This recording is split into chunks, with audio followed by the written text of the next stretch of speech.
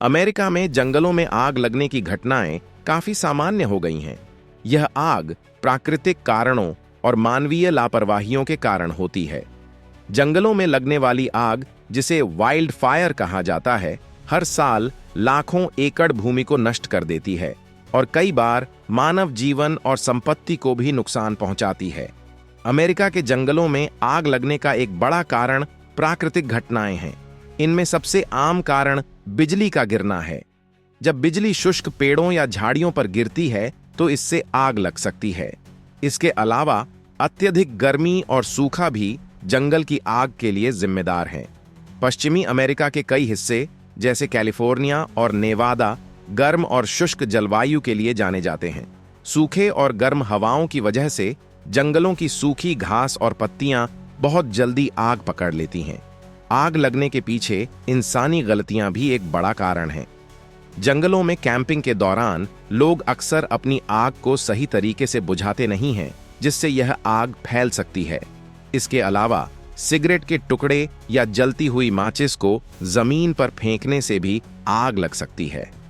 कभी कभी जानबूझकर भी आग लगाई जाती है, जिसे आर्सन कहा जाता है। यह गैरकानूनी और खतरनाक है। जलवायु परिवर्तन ने भी आग की घटनाओं को बढ़ा दिया है। ग्लोबल वार्मिंग के कारण मौसम की चरम परिस्थितियां बढ़ गई हैं। गर्म और शुष्क मौसम लंबे समय तक चलता है, जिससे आग लगने का खतरा बढ़ जाता है। बारिश की कमी और बढ़ते तापमान के कारण जंगलों में नमी कम हो जाती है, जिससे पेड़ पौधे और घास सूख जाते हैं और आग तेजी से फैलती है। जंगल की आग का प्रभाव बहुत विनाशकारी होता है। इससे न केवल पर्यावरण को नुकसान होता है, बल्कि हजारों लोगों को अपने घरों से विस्थापित होना पड़ता है। आग से निकलने वाला धुआं वायु प्रदूषण को बढ़ाता है और कई स्वास्थ्य समस्याएं पैदा करता है। इसके अलावा वन्य जीवों का जीवन भी संकट में आ जाता है।